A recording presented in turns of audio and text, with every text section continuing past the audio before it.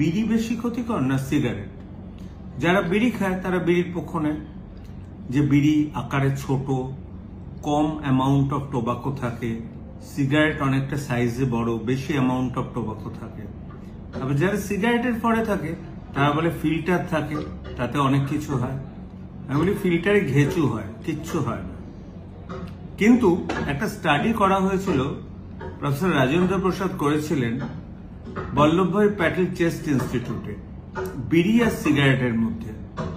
দেখা গেছে বিড়ি প্রায় 8 গুণ বেশি ক্ষতিকর একটা সিগারেটের চেয়ে। কেন বলতে পারেন? বিড়িতে তো অনেক কম টোবাকো থাকে, কিন্তু বিড়ি তো পাতায় বাঁধা হয়, কেন্দু পাতায়।